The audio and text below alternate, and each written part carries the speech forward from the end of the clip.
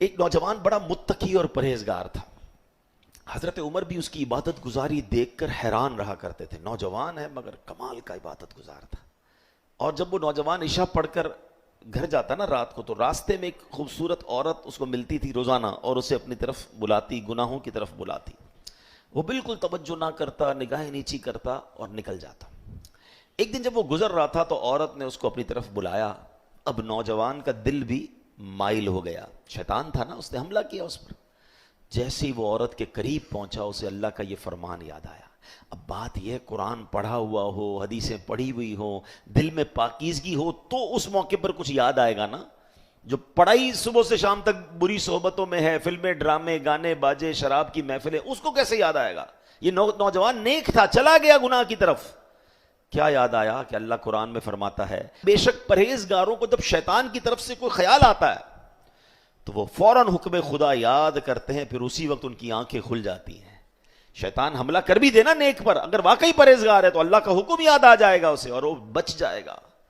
اب اس بندے کو جب یہ یاد آیا کہ میں کیا کرنے لگا تھا، میں تو چل پڑا تھا گناہ کی طرف، اس پر ایسا اللہ پاک کا خوف غالب ہوا کہ وہ بے ہوش ہو گیا، زمین پر گر گیا.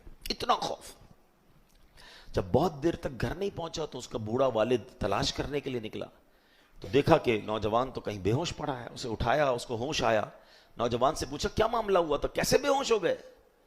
اس نوجوان نے شرمندہ ہو کر اپنے والد کو پھر یہ واقعہ سنایا کہ میرے ساتھ ایسا ہوا. مگر جب یہ واقعہ سنایا دوبارہ آیت کریمہ پڑھی یہ باری، ایسا خوف خدا دل پر طاری ہوا کہ چیخ ماری اور اس کی روح ہی اس کی جسم سے نکل گئی. اسی خوف خدا میں انتقال ہو گیا.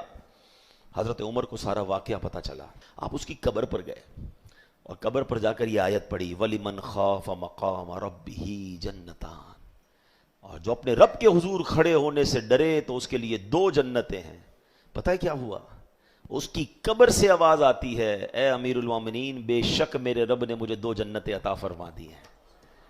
ہائے ہائے ہائے، یہ ہے اللہ کا خوف، یہ ہے رب کی بارگاہ میں پیش ہونے کی فکر.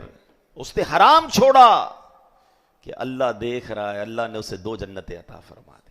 ادھر تو ڈھونڈ کے حرام کرنا ہے، ادھر تو تلاش کرتے ہیں لوگ کہ بھائی بتاؤ کدھر کون سا حرام کام ہو رہا ہے، کون سے ملک میں آسان ہے، کون سے علاقے میں آسان ہے، کدھر جائیں گے تو زیادہ معاذ اللہ انجوائے کریں گے. سوچتے نہیں کہ میں جدھر بھی چلا جاؤں میرا رب تو دیکھ رہا ہے نا، میں اللہ سے تو نہیں چھپ سکتا.